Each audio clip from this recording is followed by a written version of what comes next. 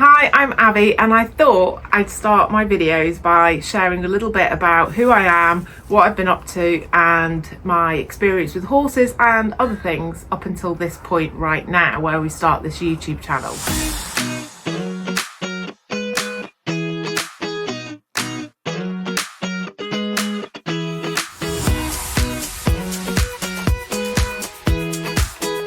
So going all the way back to the start, I started riding when I was 3. Probably don't have any photos of that to put in, but if I do, I'll put some in.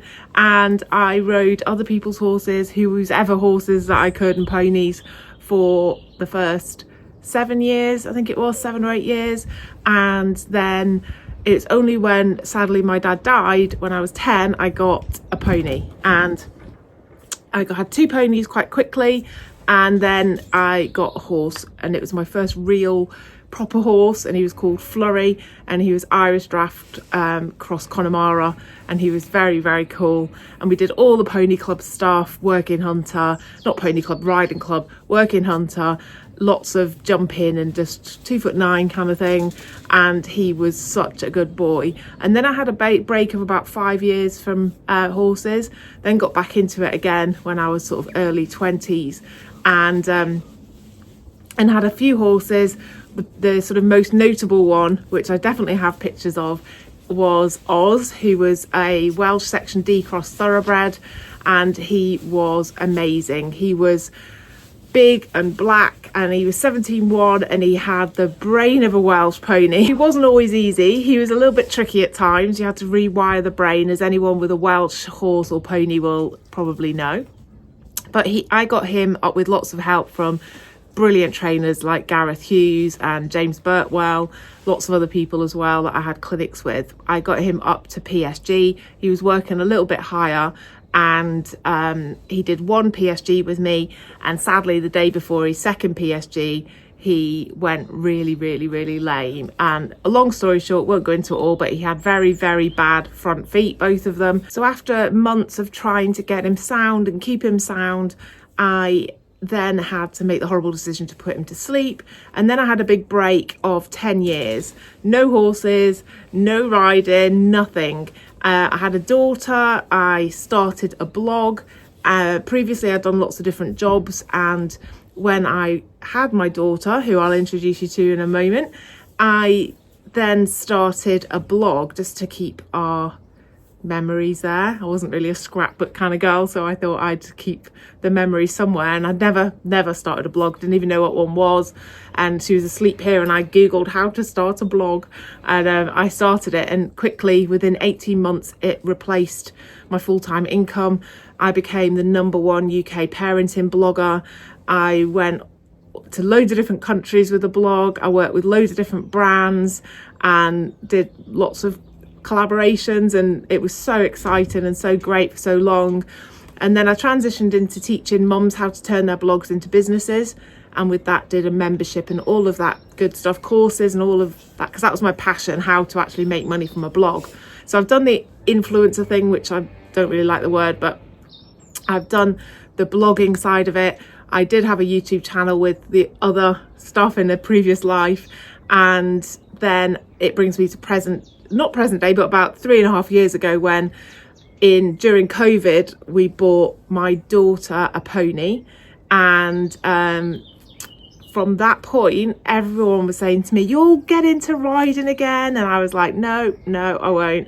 And previously to giving up, I was a dressage rider, obviously, but also a coach and a list 3 dressage judge. So I was very, very entrenched in dressage, and I just loved it. That's all I wanted to do and watch was dressage. And then had a big break. Everyone was telling me, "You'll get back into it, you'll want to get back into it." And I did actually ride someone's horse about 3 months-ish after we'd got my daughter a pony. And that was it. I remember cantering around, going across the diagonal, having not ridden for, at that point it was 10 years and 3 months. And I did 3 full-time changes and just thought, ugh. And within, I think, 3 weeks or 4 weeks, my new horse was on a lorry and a boat coming from Spain. So I think I rode the horse at the end of October, and on the 18th of December, Sabio arrived in the UK. So it was a bit of a whirlwind, and that's where we started with Sabio. I've also written a book, Blogs Change Lives, about turning a blog into a business, and it was from a personal point of view as well, so it's kind of a story weaved in. So I've done that side of it, and then I decided that I wanted to not work for myself anymore. I wanted to work for someone else, so I put feelers out there and got a job working for a company in America as a sort of marketing person for them. I've since gone through a few different roles, and I'm now working for a company in America that teaches people how to pitch. So that's what I'm doing at the moment. So that's my day job, is teaching people how to pitch, and also I do some other work for a company that teaches social media, and I'm a YouTube coach, social media coach, all of that jazz. And I also am doing a master's degree in performance psychology. So performance psychology is it's basically teaching people how to perform at their best and optimally, and that can be in sport, but it could also be in business or in the military or acting or anything like that. So teaching people the skills to perform at their best and not be struck down by the nerves. And obviously it's easier said than done to take your own advice, so we'll be trying to do that as we go along. So the last couple of years have really been focused on getting a partnership with Sabio, and also doing a lot with my daughter, who has a pony called Oreo, and she's at Ava's Pony Pals on YouTube. We'll put the link up there and we'll introduce her in a second. But doing lots of dressage with her. She's qualified for loads of stuff, and we've had loads and loads of fun. And now it's really trying to decide what I wanted to do. I always thought I wanted to do dressage again, but then was never really that bothered about going to competitions, never really felt that fired up to actually make things happen, which is very unlike me. But I love eventing, so I'm a complete eventing geek. I watch badminton. I've like time after time after time. We go to Burley every year.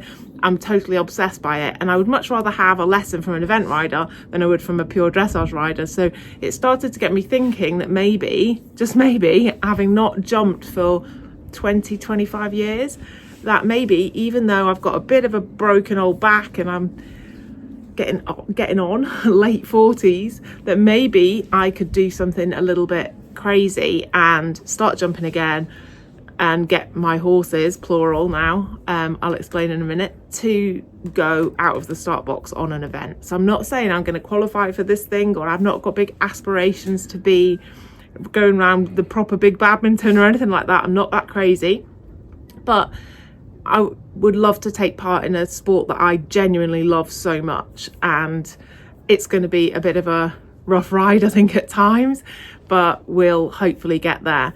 So when I said my horses, it's now plural.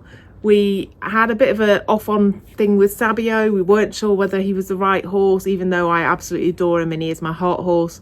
But that's turned a corner now, and we can explain that all in a future video. But we, from Goresbridge Sales, bought another horse who is not 4 until the end of May. We'll introduce him as well in another video. But he is a Irish sports horse. He is technically more of an event type, but he is got a very different jump to Sabio. Sabio is very show jumpery, very clean and tidy.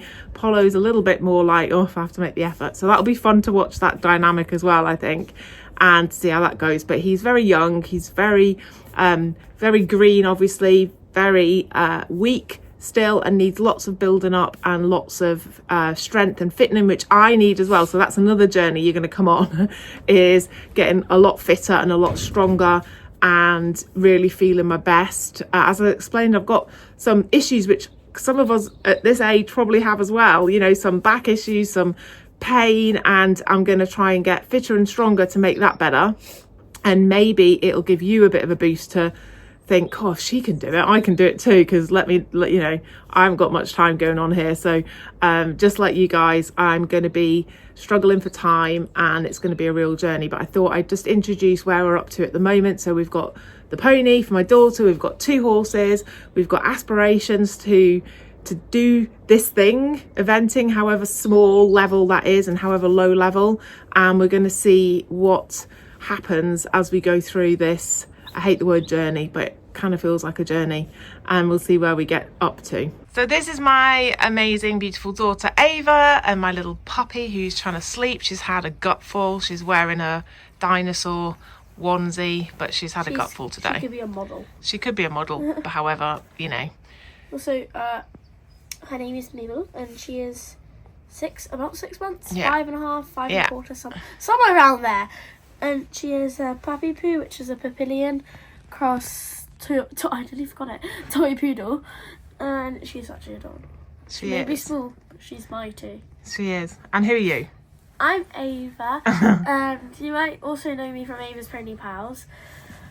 So my pony's called Oreo right now. She is, how old is she, like 6? She's 7 this year. 7 this year, so she's 6 right now. Yeah. And so I have done some dressage stuff. I did Team Quest and I got into the finals, but sadly we didn't win, but that's fine. We still qualified for it, and that was an amazing journey. I have been to like small, just like competitions, just like normal ones. I've done Pony Club and Pony Stars, which is kind of the same thing, but like, yeah. And I recently got into jumping, mainly at the yard, but I have been to a competition that so you might see me popping up every now and then on my mum's videos to support her, because I'm going to be following on this journey with my mum. Obviously I'm not going to be as a daredevil as she is, going jumping massive fences in the future. I'm just going to be the groom. That's how I'm just going to call myself, the groom. So thanks for watching my intro video. If you've got any questions, let me know in the comments, and anything that you'd like to see. This is going to be warts and all. There's going to be me falling on my bum, me trying to find like the right back protector. I haven't got anything. I've literally just got dressage stuff. So it's going to be a proper story of going through everything. But if there's anything that you'd like to see or anything that you're curious about, then let me know, because I'm going to have one horse to get into eventing who is definitely not an eventing type of horse. He's Spanish, and big Spanish horse, and another one who is more eventing type, but obviously is very green and weak, that's going to need a whole other sort of fitting and a whole other structure. And then me in the middle, who's like a bit nervous about leaving the floor, and all of it's, you know, it might turn out to be a hot mess, but you'll get front row seats if that's the case. So thanks for watching. Please subscribe, share this video with anyone who you think might need a kick up the bum to do it. If I'm doing it, you're gonna have to do it too. And I've got people kicking me up the bum to get on sometimes when work's crazy and you just think, oh, let's put them to bed and go home. But there's people that are kicking me up the bum, so I'm going to try and kick you up the bum as well, and hopefully maybe inspire you to think, well, you know, if she can do it, I can maybe do it too. So I'll see you in the next video. Thanks for watching, and bye for now.